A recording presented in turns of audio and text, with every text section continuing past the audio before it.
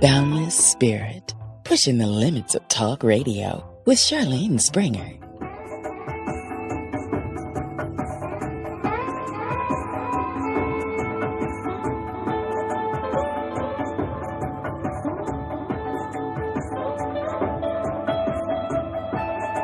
Welcome to Boundless Spirit Radio with Charlene Springer.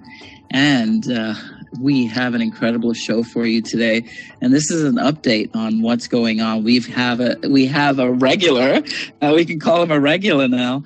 Ole Dammegard is going to be on with us today. And for me, he is a truth seeker. And he is an author, international speaker, but he is actually best known for checking out conspiracy theories and proving them to not be so conspiracy as we would think. He sheds light on all these subjects, starting off with the JFK, and you'll see, we'll talk about some of his books a little bit later just to rehash that. But today our concern is what happened in London. And of course, you know, everyone goes to Ole to find out what really happened in London. So welcome, Ole, again to our show. Thank you so much. I wish I wasn't invited so often, because it would be so much nicer if they stopped messing with us. Yes. We're getting messed with again. So what's going on? I mean, you saw this coming, basically. Not basically. I predicted it on live radio 1 month before it happened. With the exact location. That's the third or fourth that I predicted exactly as it happened. Wow. Okay, so you want to tell us what really happened? Because we got one story from the news, and you're saying there's more to it. I would say there's a lot more to it. And when you talk about conspiracy theories, that is actually a term that the CIA created right after the JFK assassination to use against truth seekers that were starting pointing, you know, accusing fingers and starting to ask very difficult questions after this assassination. So ever since that, this term has been used. And conspiracy actually just means breathing together, and it's used whenever there's more than one person involved behind a crime. So conspiracies are all over the place, but it's the theory ones that has been added to create a doubt, so that as soon as someone like myself says anything, it will just be thrown at us. Oh, just another conspiracy theory. I'm not interested in theories at all. I'm interested in facts, and I spent some 30 odd years doing everything I can to find the real facts behind these things. Yes. I mean, we've seen several things. You talked about France before. You talked about, and you know, we actually had the thing that came up with Donald Trump talking about Sweden. So, are we waiting for a Sweden attack or what? I'll tell you later in the program what I think is the next thing. Okay, great. Okay, so can we start with London as to what's going on there? Yeah. And what did you see 1 month ago that made you look in that direction? Yeah, exactly. To understand what I'm going to talk about is that when you, let me suggest, for instance, when there is a NATO exercise, most often there's like 14, 15 different nations involved, including the US. And these drills or exercises take place without most people not even knowing about it. It's behind the scenes, but they are officially there. But when you look at also what is called the New World Order, we're talking about a small, concentrated elite group, or they call themselves the elite, in key position, in my humble opinion, playing and pulling the strings behind the scenes, putting on like a massive big theater play for the rest of the world, for us, so that we can accept their agenda, a very brutal agenda that with the aim of global domination. So when you look at these false flag or these alleged terror attacks, I would suggest that you have to see it from a higher point of view, so that you don't see, oh, it happened in France, oh, it happened in Belgium, oh, it happened in the UK, oh, it happened in the US.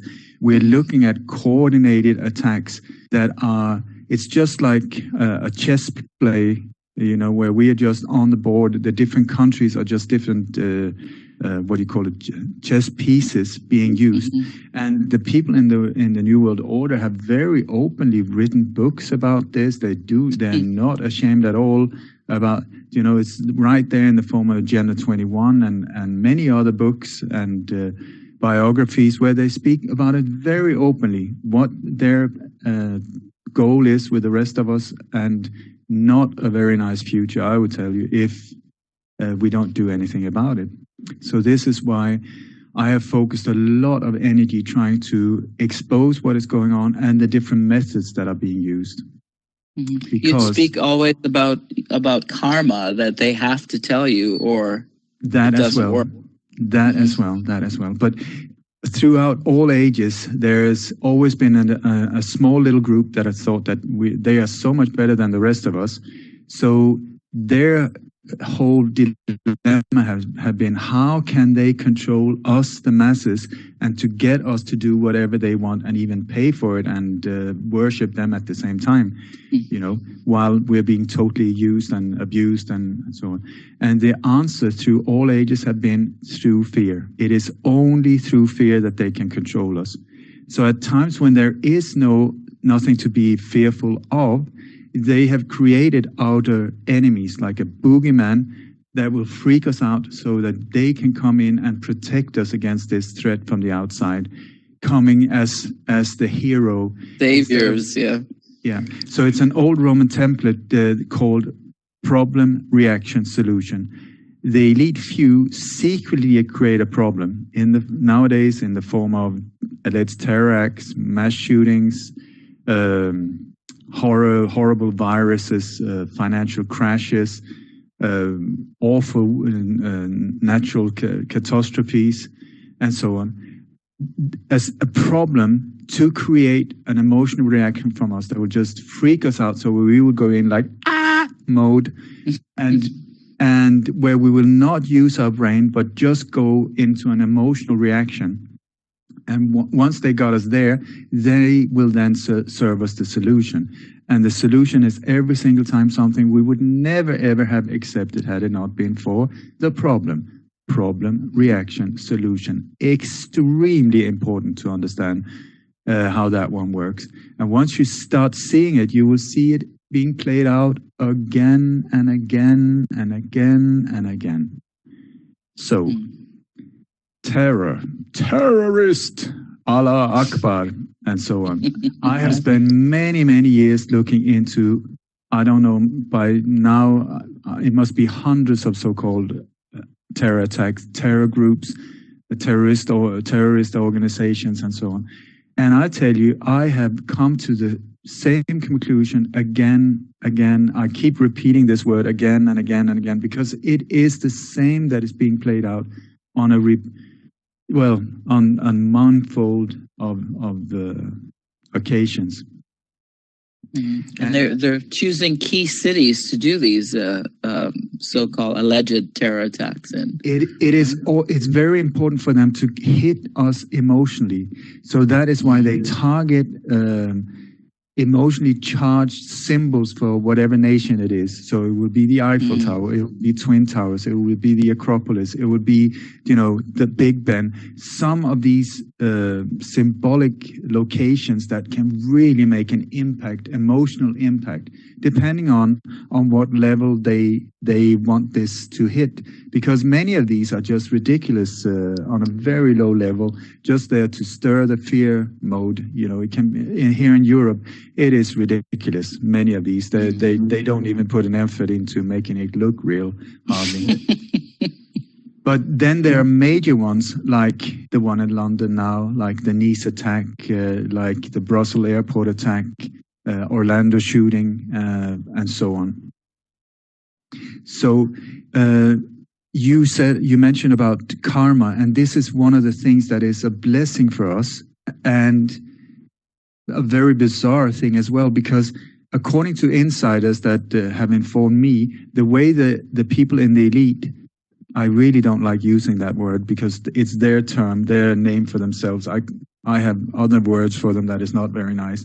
But this little group of people with no talent whatsoever except for being ruthless and and manipulative and extreme cowards and so on.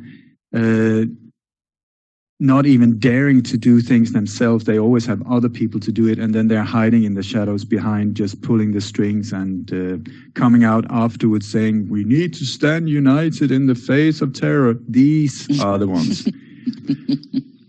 So I lost the thread here. No. We're talking about terror attacks and why karma. Yeah, the karma thing was, according to insiders, they say that the way they interpret the law of karma is that if they let us know, even in subtle ways, what is going to happen, and we do not react, then the bad karma is on our shoulders, not theirs, the attackers. And they're extremely careful about doing that.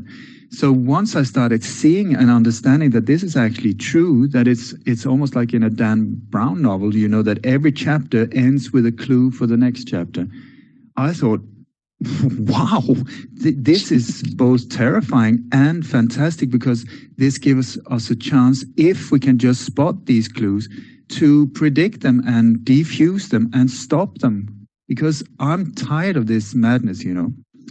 So I started finding out about these things in early to late 2014. There was a series of attacks here in Europe, and there was a bizarre clue being sent out on Twitter and so on. It was like a postcard with 4 different events where it said Dublin now, Israel next. Then it said Paris now, Israel next. Then it said Copenhagen, now Israel next. And then it said Italy now, Israel next. And on it, there were these very strange photos of, you know, like Mona Lisa with a bomb. There was the David, the statue in Italy with a big hand grenade. There was the Little Mermaid in Copenhagen with, you know, big weapons and stuff like that. So I was being sent information from somebody from different directions. You know, people send me all kinds of stuff all the time. So yeah, I have no idea, but I have hundreds of folders where I categorize these things in, because you never know, you know, a jigsaw piece of the puzzle here, there, and suddenly it will fit together. So I didn't really notice it until when Charlie Hebdo happened, because then I thought, Paris, I mean, I knew that somewhere. So I started looking up, and then it said Dublin first and then Paris. So I started going back, and I found out that there had been an alleged attack, but failed attack in Dublin at a power station outside Dublin that was claimed to be an attack by ISIS. So I thought, whoa, we got Dublin, Paris, it says Copenhagen next. And one of the things that they always need to carry these things out is they need a drill on location. This security drill is there, as they say, for our protection. No, not really. It is there for them to be able to get their vehicles in position, to be able to close off streets, to be able to get explosives, smoke bombs, crisis actors, directors, all of these type of people on location without us interfering. Then they use the drill to rehearse the whole thing, and then right after the drill, they go live. And in the old days, these were real events where they actually blew up and killed people in the thousands. But then I believe it was after the Boston bombing, they started having a problem, especially with mothers that would never back down, you know, trying to find out the real truth. So somebody came up with the idea, why don't we use a small little unit where we control all parameters, you know, including the victims, including all of it. So this on stage entered the so-called crisis actor. These are people with blown up limbs, you know, they're missing arms and legs from car crashes and so on. And then they're recruited to lie around and looking dead or hurt, and with a bit of ketchup on top, making it look like something awful had happened. But from Boston and onwards, in my opinion, after all of these years, we are seeing staged events. Like it's like a film commercial, but instead of selling Coca-Cola, they're selling terror. They're selling terror. So they don't really focus on people on location. That's not the target. They're aiming globally. So it's through media. It's through the black box in front of it. It's through newspapers that they control to a very large extent, that they pump this whole thing out just to get us into this incredible fear mode. And then in comes their solution. So and there's the great white hope. This is all based on, or based to a great extent, of the old CIA strategy from the 50s called the strategy of tension. How to inflict fear on modern society. Random violence that can happen at any time with no reason and aimed at anyone so that all of us will be terrified. That's the whole idea. This is why they never, ever aim directly in the heart where they, really do damage to governments or prime ministers. So very rarely. Most of the time, it happens to normal people. Do you think that this is all on like a timeline? Like they're kind of stressed that they're pushing all these alleged terror attacks because they're leading up to something? Yeah. I'm a friend of Chip Tatum, a CIA whistleblower, who in his 25-year career were involved in false flag operations as well. And he said they are on a very tight timeline, where many different operations are coordinated and needs to be successfully pulled off for other things to happen as well. So he said that after the first ones that I managed to stop, he said, excellent, because every time we need to mess it up for them, it can make problems for months, for them to get back on track. So I say, let's keep messing it up. That's the whole idea. And you've done quite a job with that, haven't you? I really hope that I am not very popular among these groups, and also that I'm a boil in the butt for them. That is my intention. With the intention for the rest of the world of absolute compassion, forgiveness, love, and how to lift this world to the next level. That is the whole idea. Peace, and so on. So I'm not here for revenge or in lynch mode. And if anyone hear me express things like that, it is your interpretation. Does not come from my heart. So when it because you do this with great integrity. Thank you. I don't know.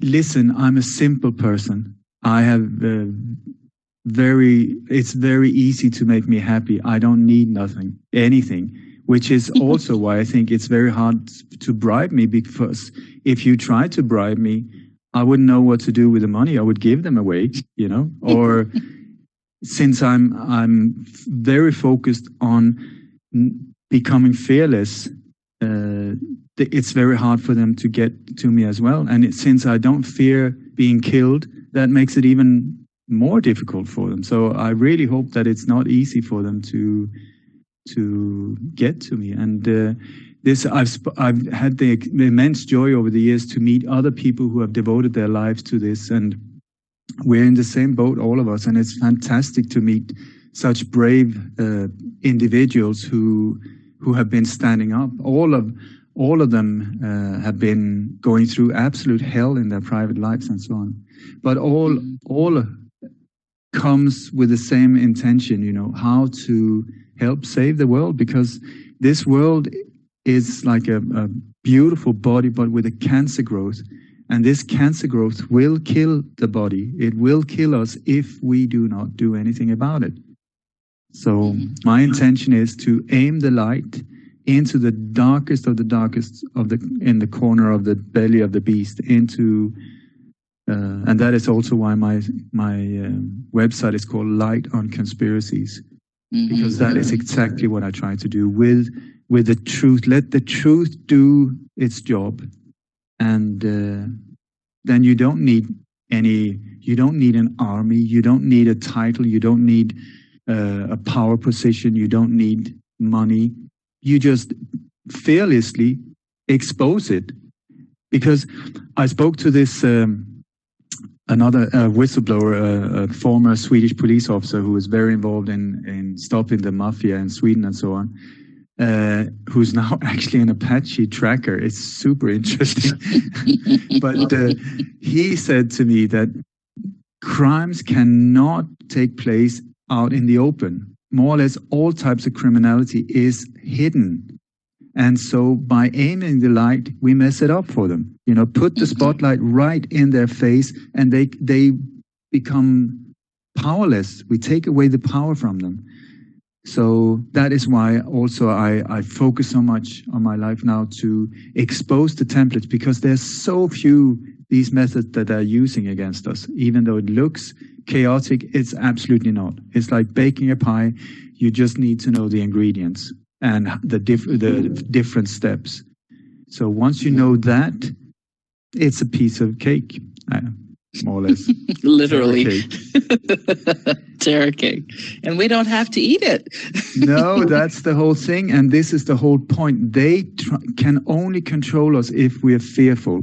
So what I'm saying is, calm down. There's no need to panic. The world is beautiful. Everything is okay. It's a bit messy. We need to clean it up.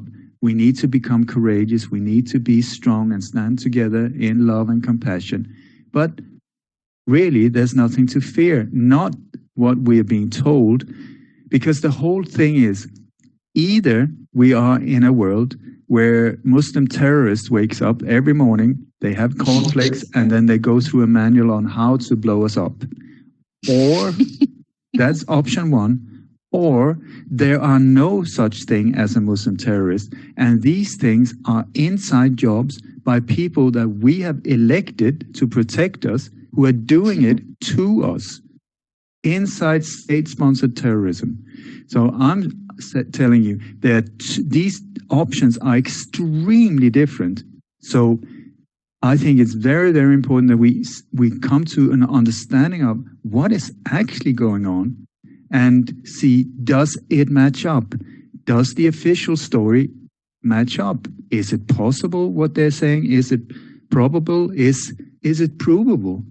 And one of the things I do, I'm a one-man band because I stay away from organizations. I stay away from groups because they so easily get infiltrated, and also the ego has a tendency to just grow too big on too many people in this this whole thing. So I stay away from them. But what I do, I try to go on location. I've been to, I think, 8 or 10 different locations here in Europe where these alleged attacks have taken place, with an undercover camera, and trying to, just find out what happened, who did it, and why. Not there to prove a point, to say, oh, it's a false flag, it's a false flag. To find out what actually happened. The only thing is I keep coming back to the same result.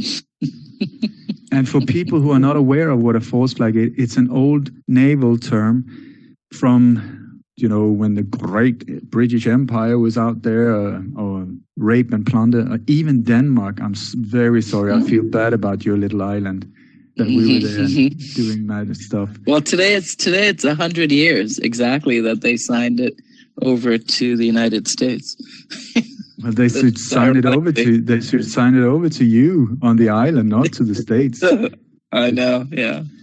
But anyway, a false flag is that instead of one of these big nations like Holland or England or Spain, who is just out there totally terrorizing the world, instead of sometimes, they had the power to just go in when they came to an island or a new little country or whatever, just go in and totally massacre and take over. But sometimes it could cause problems with neighboring countries, trade agreements and so on. So it was much better if they placed the enemy's flag on one of their own boats, their own ships, then let that ship attack themselves. And they say, oh my God, we're under attack. And then that justified invasion, rape, and plunder. And then they were even called heroes. So it's a super tactic, as long as it works. So very simple. Because here, the main thing is that the attacker is trying to look like they are being attacked. You get the general idea? Yes. Yes. Okay. So with these different clues, if I can just go through a quick run through of the latest attacks here in Europe and so on, because that will also show you how was I able to predict. I mean, how is it possible? I don't sit here with a crystal ball, you know. how? Yes. And if what I'm saying is correct, that is the explanation. Because it's not only once, it's 3 or 4 times now that I've been able to do this. So I think I am onto something. Yes. And it will also, if I'm correct, then we're not looking at something that happened just in Australia or in the US or in Paris, or they are coordinated, okay? So let's see here. Where does it start? I'll start around the elections, the US elections, because they were, at that time, all the terrorists in the world took a break. They were on a leave there for about 2 months, you know, because the focus needed to be over there. So I thought, have we really made a progress here, have stepped forward, and it stopped? And then on the, let me see here, first it started with a police shooting in Copenhagen, very unusual, but here, a Danish police officer was, somebody walked up to him outside a police station and killed him with a headshot. Now, his last name was Jul, which is Christmas in English. And I would humbly suggest that, I need to stop saying humbly, but I would suggest that we will see like a Christmas theme that goes through all the way to here to London. For some, I don't understand why. I'm just saying, okay, so the first one, his last name was Jul, Christmas. Okay, then on the December 19th, more or less on the exact same hour as Trump was sealed in as a new president, 3 different hits within a few hours here in Europe.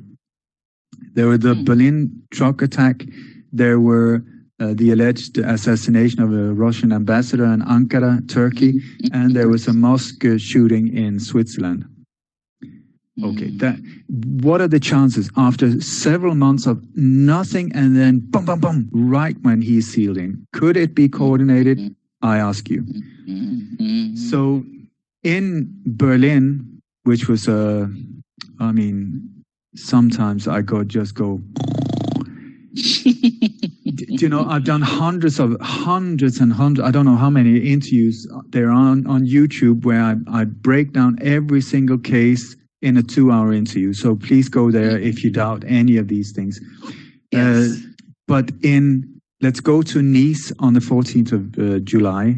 On the Bastille Day, they always, it's also very symbolic, the time the date, the location and so on, to get all the emotions and also ritualistic aspects to it and Freemasonic aspects, and it's a bizarre world to get into. But anyway, there was a German photographer there, or journalist that were on location, who filmed this alleged truck attack, which I've proven absolutely not true, the official story. So he was standing on a balcony, on a hotel balcony, and filmed this truck. And I love it when they start filming before anything actually has happened. Yeah, before, yeah. This is you know, like because why? Were you just standing there filming the street? No, in come a truck, and boom, then happened the attack. So I checked this guy out, found out that his name is Richard Gutjahr. Okay, German journalist, internet sensation, and so on. And I just want to point out also that the hotel that he was filming from was Hotel Westminster, and this latest attack was on the Westminster Bridge, and the street down below was Promenade Anglais, and so there were many hints to the Brexit thing in Nice. But anyway, turn out that Richard Gutjahr is married to Einat Wilf, an Israeli woman who is a former member of Knesset, the Israeli government. I mean, this is not just anyone. She is the former advisor to Shimon Peres, and she did her military service in Unit 8202, I believe it was, with direct connection to Mossad. So here we are. just an ordinary tourist filming with direct connections into the Mossad. I mean, whoa. Okay, so in Nice, I found signs that were showing towards the Acropolis. So I went out and said, please be aware, it is possible that the next target could be Acropolis in Greece. Turned out I was wrong. It was the Olympia in München. But I believe that it's possible that they were actually aiming at Acropolis because, and I just messed it up by going out on international radio talking about it. Also, there were a planned conference in Nice just a few months after this, because they changed the national martial law in France after this thing, and that was extended to include a conference in a conference center in Nice called Acropolis, and that center and that conference was with people from Homeland Security. There were people from Israel, there were people from MI6, CIA, and so on in France, with people from different countries in Europe as well. I went out, pointed out that, and suddenly this conference was postponed to 2018. Thank you very much, and goodbye. Please don't come back. So anyway, just a few days later, this attack happened in München, an absolute ridiculous, nothing happened there at all when you look into the evidence. So who was filming? Richard Goodyear. Okay, what are the chances? He was in Nice and then he was there. And by the way, he's also the first person who bought an iPad for some, I don't know, this has nothing to do with this. I'm just pointing it out because sometimes I think they use the same players in different psyops. He was the first person in the line of thousands and thousands of people standing outside lining up to buy an iPad. And he was filmed coming out with the world's first iPad. Okay, So anyway, so dear old Richard, he was there in München again. What bad luck. 2 terror attacks in a row. So was Einat Wilf there, his wife? No, but there was a young girl who was being filmed and interviewed more than anyone else, I think, in international media, named Tamina Stoll. Okay, so who's Tamina Stoll? It's Richard Goodyear's daughter. Thank you very much. Whoa. Let's keep it in the family. And Tamina Stoll, on her Twitter account, she has photos together with Hillary Clinton. What are the chances? So here within one family, we got direct connections with Shimon Peres, with Obama and Shimon Peres that were filmed also together with her in the background, and Hillary Clinton. Just an ordinary German family? I think not. So when this thing happened in Berlin, I was like, it was an almost identical attack to the Nice thing, but this was in a Christmas market. We're back to Christmas again. A Christmas market in Berlin, right outside the Kaiser Wilhelm Memorial Church, which is the symbol for Berlin. It's a bombed out church they've left it since the Second World War, the ending of the Second World War, as a symbol for the power and the resistance of the people of Berlin. Very symbolic. And this attack happened right outside it. I mean, right outside it. So was Richard Goodyear there? I was like, you must be kidding me, because I really hope that we neutralize this geezer. No, but on location, there was the first person filming there was a German journalist. He was there 90 seconds after this attack is said to have happened. And he's walking around filming this whole thing, Jan Hollitzer. And he's a personal friend of Richard Goodyear. Okay, small world.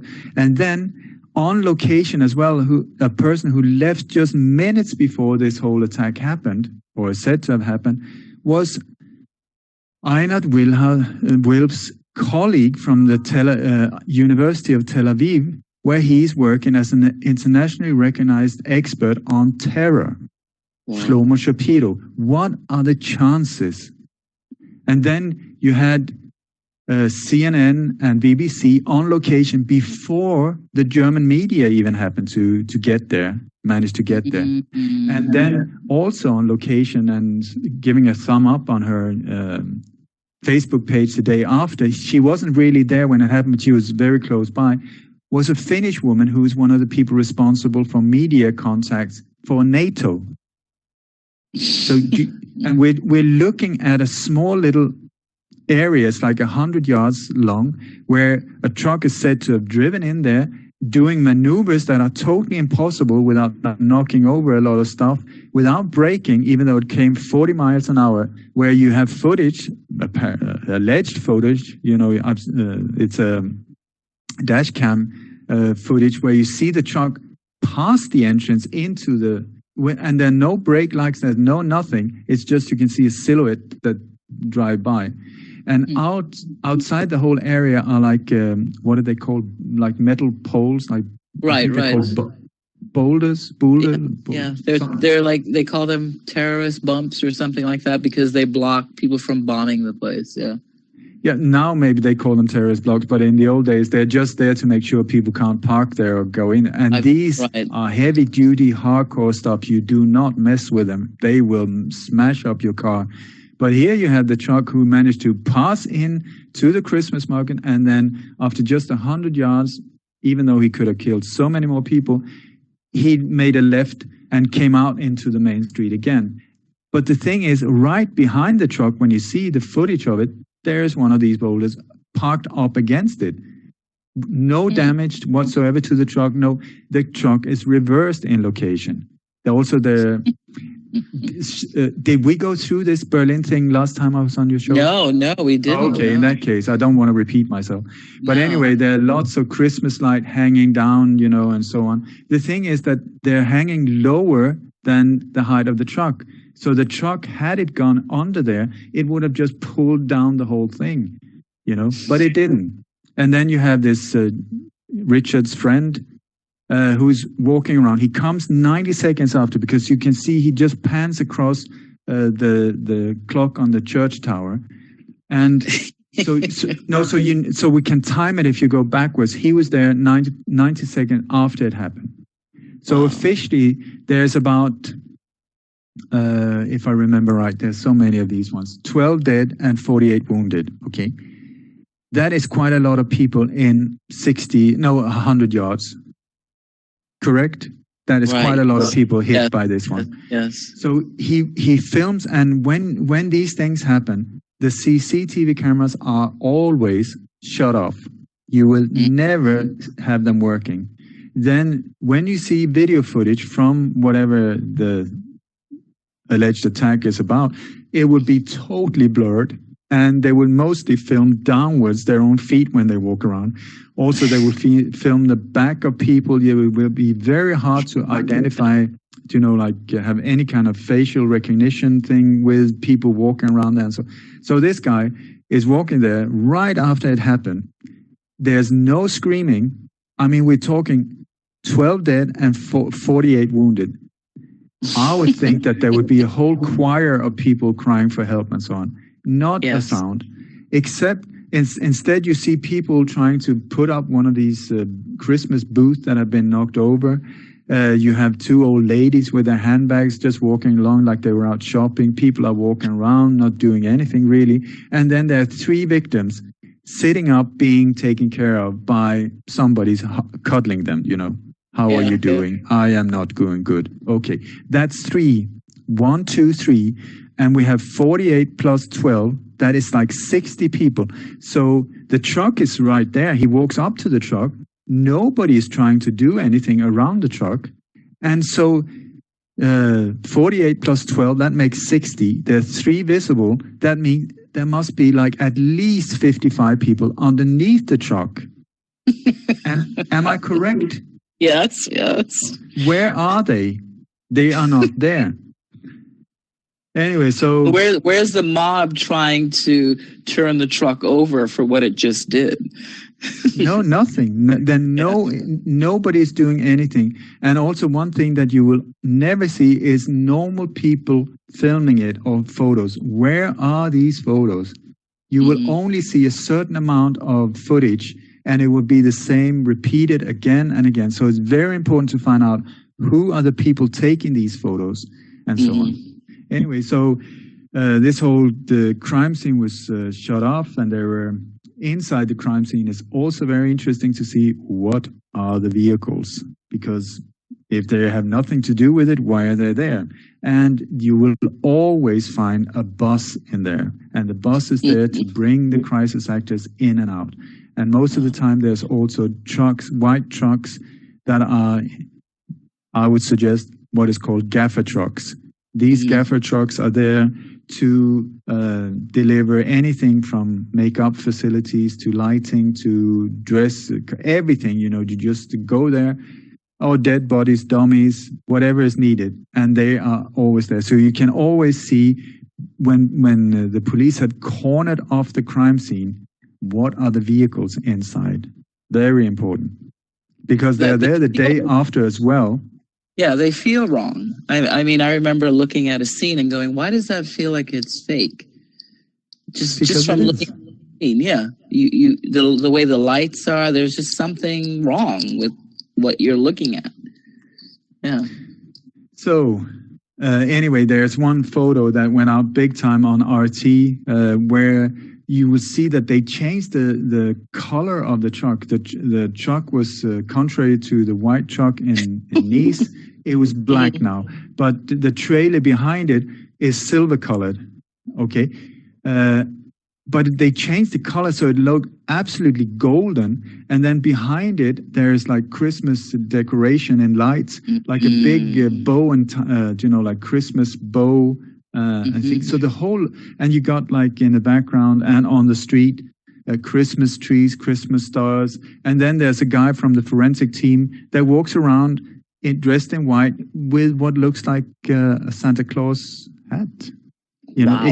So I thought, that is a bit bizarre, isn't it? Anyway, so Christmas clues here again. Okay. So then the next attack was at a nightclub in Istanbul in Turkey. Please notice we're talking NATO countries again, and it's the same countries that keeps being played. Belgium, Turkey, France, England, Germany, Denmark. Denmark sometimes. Sweden has started to do like a lame entrance into the stage and so on. But normally these are the countries in Europe. Then you have Canada, Australia, which as far as I know, they're not the part of NATO, but they have other security agreements with these alliances, and the US. And then in the background, we always have Israel. I mean, Nick Collerstrom, a friend of mine who's an incredible researcher and author, he said that to study terrorism without looking into the Mossad is like watching Hamlet without the prince. Anyway, so we go to the next NATO country, which has had several of these attacks, not very professional ones, I tell you. Anyway, so this was this nightclub shooting.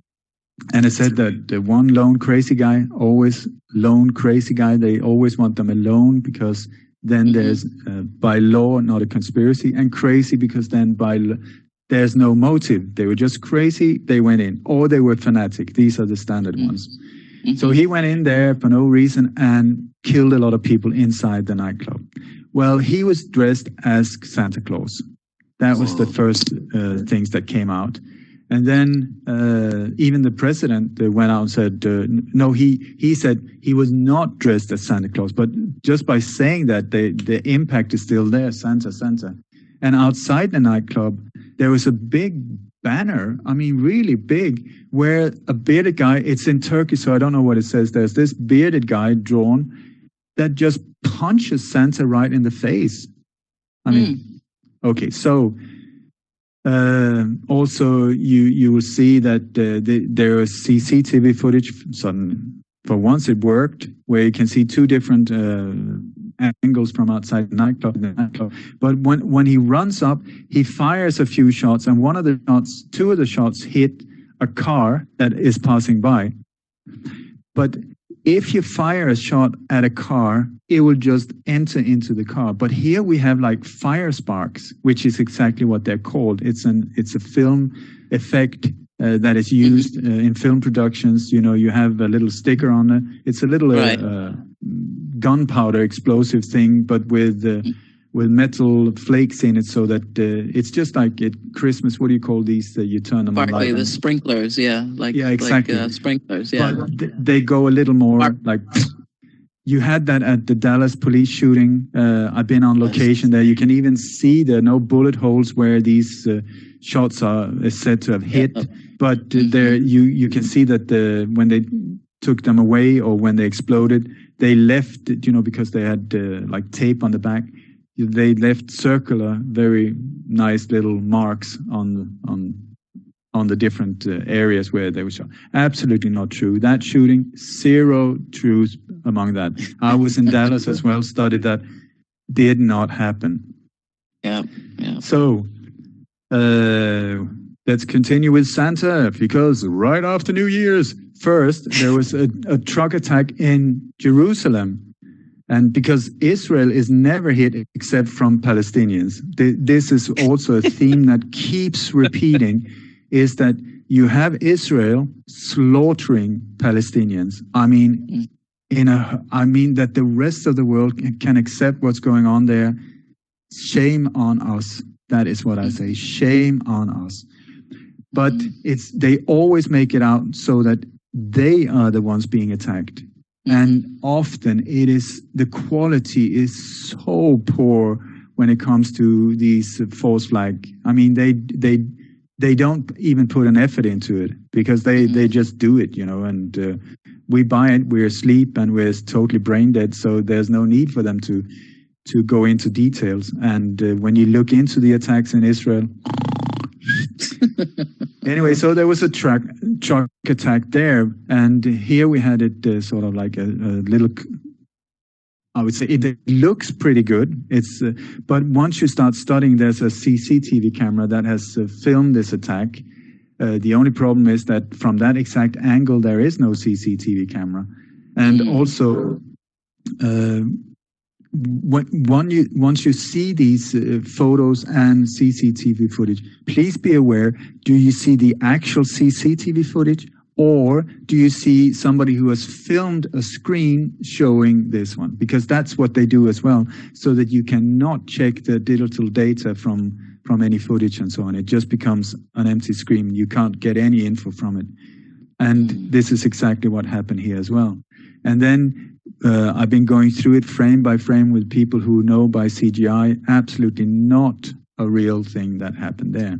And also, you have the whole thing, the truck is standing there, no blood whatsoever, 4 soldiers killed. One of the people that are lying there has no head, but there's no blood. And right behind the truck, with many of these photos taken, is the Israeli flag. How convenient. When you look at these pictures, look upon them as with a question. Objective. If you wanted to make propaganda, how would you do it? If you would try to persuade somebody, how would you do it? And here, with all of these events, it's the only thing that is missing is the orchestra in the background, and because you will have the flags, you will have. They can't use logos either, but they do that. They have the slogans, like "Je suis Charlie" after Charlie Hebdo, and "We're not afraid." That they recircled that one a few times in Denmark, and now I saw it here again in London. And they have all of these prepared things ready. Also, same countries. They have this thing with lighting up buildings, with the colors of the country that was just attacked. Have it on Facebook, the flags, yes. Yeah, but the thing is, when the November the 13th attack happened, the Bataclan massacre and so on, there's a time difference between England and France, 1 hour. And 1 hour before the attack occurred, the lights were turned off in Sweden at the Olympic Stadium. Minor mistake. And then it was switched. But this you will see again and again and again. Just like when Building 7 went down and BBC, there was this female reporter that was standing reporting about it. Oh, here we are, and Building 7 have just been demolished or fallen down. But in the background behind her, you can still see it. It's the time zone differences. You know, just as well as I, just to arrange an interview like this can sometimes be difficult because the time zone. And here we're talking big operations where people are nervous and stressed, and they just mess up. I love it. It's like a strong hashtag that went out too early. Boston strong, London strong. You know, the hashtag that they wanted to do on Instagram, and they went out. What attack was that? The hashtag that they went out early. You saw hashtag like how they do the flags on this, you know, the Facebook pages, etc. And very often also GoFundMe campaigns are set up before the thing actually happens, you know, and so on. It sounds very much like how they have, you know, London has fallen, Olympus has fallen. You know, we see all the movies, and you're like, okay. So. Look at the movies, you know, especially the Bond movies and so on. They are starting to tell us more and more openly. In the last one, Inspector, they were talking about the New World Order. They were showing these type of gatherings behind closed doors and so on. And anyway, so we had the Christmas thing in there as well. Then we had Istanbul. So next, what happened next? Next came Fort Lauderdale. Oh my God. So Fort Lauderdale was also, once again, don't jump to conclusion. Look at the evidence, check it out properly, especially now when I've got quite a reputation. I need to be very accurate, you know. So you look into that one. Oh God, give me a break. That was the airport. Oh God! The guy hadn't even been on the plane. There were no records of him being on the plane. He had brought weapons with him on the plane and then got off and then started firing instead of firing or killing people before leaving. That would have been a lot easier. And then you had all of these people. The thing is, when you see footage from these events, what do you see? You see people running. That doesn't mean anything. You see police cars with flashing lights. That doesn't mean anything. You see a lot of soldiers running around, SWAT teams running around. That doesn't really mean anything either. And I loved it. There was one alleged attack at the JFK airport. And I mean, absolutely nothing happened, but the reporters are, and so we go direct over here, we go direct to you, and so, and the reporters are standing there feeling really awkward because they have to say things that doesn't match up with the background. You know, like hundreds of people have fled, and behind them there's a parking lot. Absolutely nothing is happening, and well, and also they interview a person, and he was so good because he said, well, a lot of people were running, so a lot more people started running. Because it's not that everybody is a crisis actor. The police that are there guarding, you know, are ordinary police officers most of the time, I think. Honest, decent police officers who have no clue that they're being played. People running, the only thing you need to do, you fire a few blanks in the air and said, Allah Akbar, everybody will run, you know. And then everybody will think that this was the real thing. You know, you shoot somebody with a blank and he has a bottle of ketchup in his pocket, blop, blop, blop, and it looks real. Oh my God, I saw a murder. No, you did not. Or maybe you did, but don't take it for granted until you really look into the evidence. And here, okay, anyway, the Fort Lauderdale, for instance, there was one person lying, bleeding a lot, you know, holding up his arm on a stretcher and so on. And there's one person helping him, but they're left there for a long time. And in the foreground, you see ambulances, you know, driving up, stopping, people gets out. And he would have bled out in a normal circumstance. He would have bled out. The crew are standing there smoking, talking, and the guy's lying in the background bleeding. These type of things will tell you at least put a question mark there, So anyway, there was this very weird character that were being interviewed as well. He appeared on quite a few different images that was sent around in global media, and he went under the name of Santa Paul. Okay, whoa. He looks just like Santa Claus, and there he was. I have footage from him from the departure hall and the arrivals hall. You also people running, the same people, both locations. What does that tell you? And this guy is very discreet. He has bright red trousers. I mean, they cannot be more red. And then he has a fluorescent green T-shirt on, a big white beard, and what looks almost like a tinfoil hat. And he's got a big dog coming out from departure hall. Okay, so, and also he walks up, and when you take it frame by frame, you can see that it's almost like they manipulated the image and put like a Santa Claus mask on him. It's bizarre. Wow. It is bizarre. And then you see also the people coming running, the photographers filming when they escape, it's so dramatic. And then he comes with the dog, but he walks and then he stops and stands next to the photographers.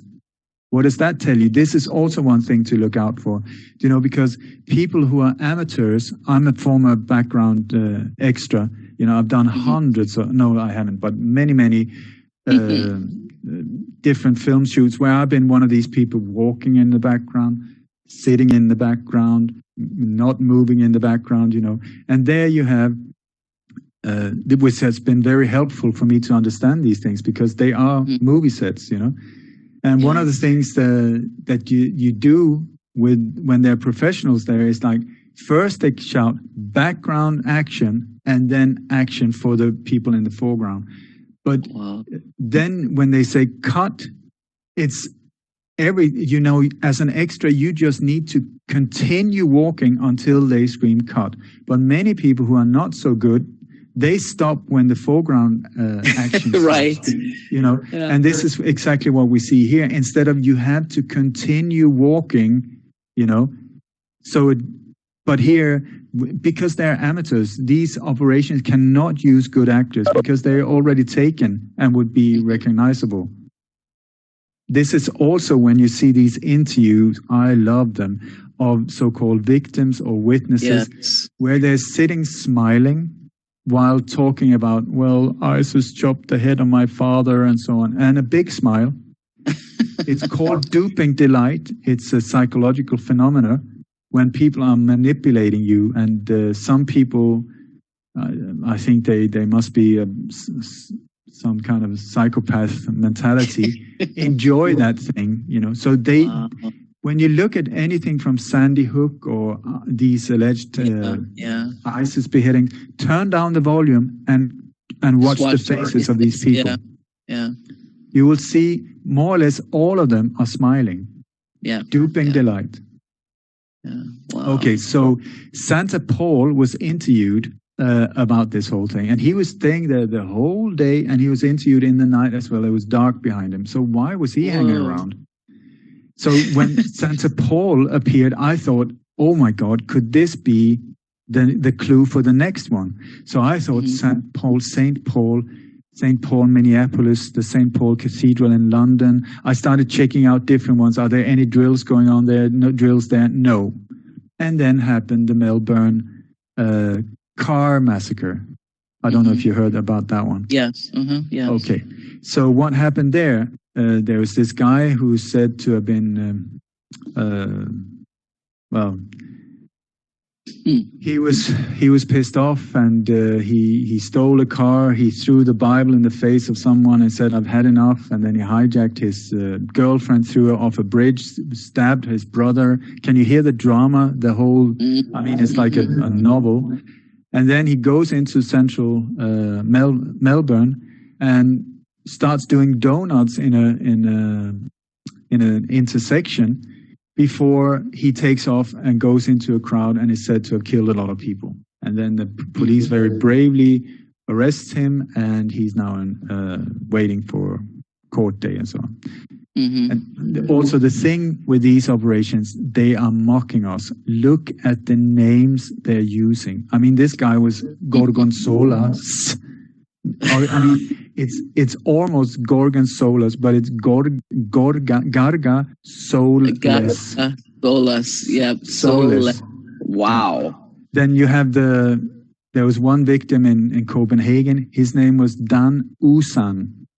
Usan in Danish, if you just listen to the pronunciation without looking at the spelling, it means not true.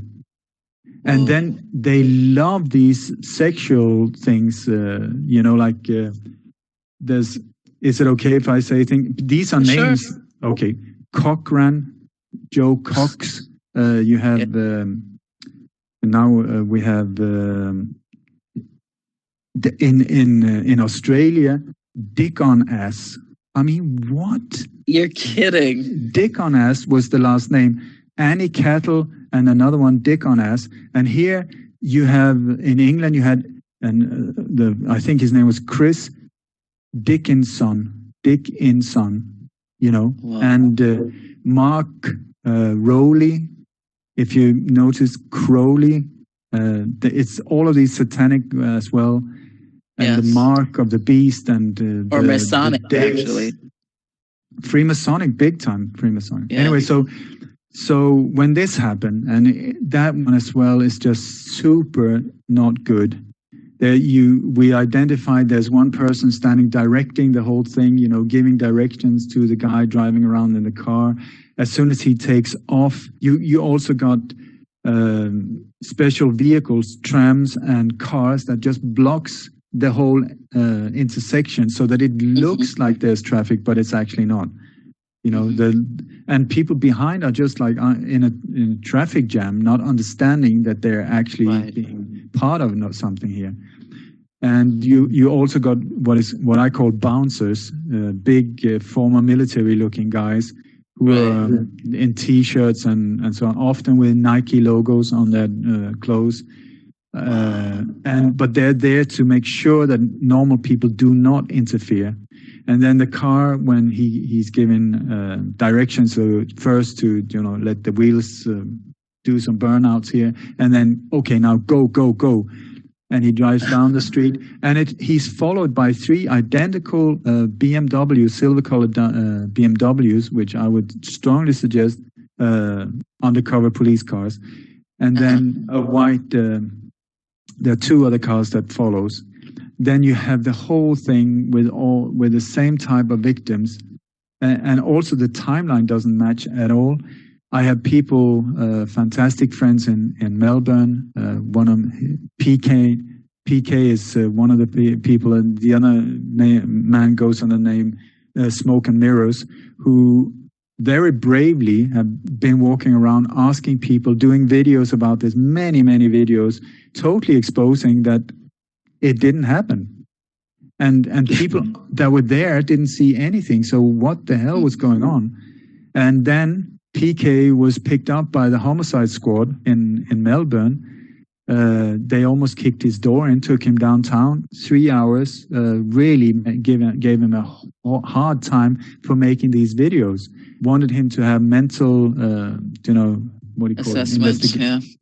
And so on, which is standard now. There's quite a few of us that has been arrested and being harassed and so on. So it's a bit of a scary area, but he's back on track now again. Good. But in this intersection where this thing happened, there is a very iconic building called the Flinders train station, okay? And that is sort of the symbol for Melbourne. But right across the intersection is a cathedral called St. Paul's Cathedral. So I thought, there you go. It was this one. It wasn't the other ones. It was this one, and I was just not aware of it.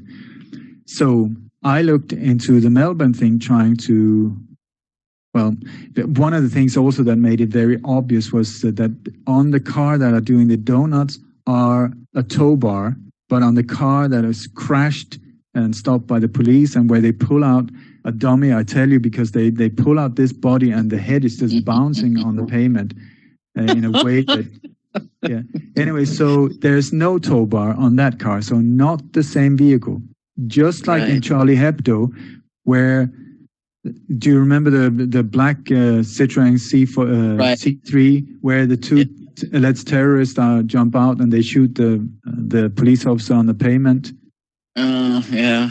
Do you remember the one where a headshot that went live all over the world? I've been there rolling around being filmed on the exact spot where he's said to have been killed. By the way, that police officer, Mossad agent, he's doing great. He lives in Buenos Aires now. We tracked him. He was paid $666,000 and told to stay away for about 6 years. So very symbolic amount of money as well. Six and six. Who was filming that one? Who just happened to be on the balcony? Not Richard Goodyear. No, that is so true. But who would you think? Wouldn't you think maybe some Parisian carpenter or a tourist or somebody like that? No, it was the deputy in chief editor for the second largest Israeli network. Oh, you are kidding me. What are the chances? This is what we're going to do. We're going to stop right here for this first hour. Take a breath, and then we're going to go on we're going to put the rest of this in the woo hour, because it's going to get deeper, I can see. And it's unreal, isn't it? It's going to get deeper. So we're going to finish up here, and it's wonderful to have you on for this hour, and we are going to put you on in the next hour, Ole. And for those of you listening, you can subscribe and listen to the second hour, our woo hour, which you will hear how this leads up to London. So thanks again for listening to Boundless Spirit Radio with Charlene Springer and our wonderful guest today, Ole Dammegard. Again, you can find his information on Light on Conspiracies. Is it with an S or without an S? It is Light with on an S because the S.com. Yes, and you get all his information. There's a wonderful membership page, too, that you can get tuned into everything, access to everything, including photos. And, so please check out his webpage, lightonconspiracies with an S.com. And we'll see you next time. Thank you for listening. Boundless Spirit goes off the rails. Next up in our members-only segment, the Woo Woo Hour. Whether it's happening on the planet, off the planet, or inside the planet, host Charlene Springer, expert guests, and you dare to go there in the Woo Woo Hour.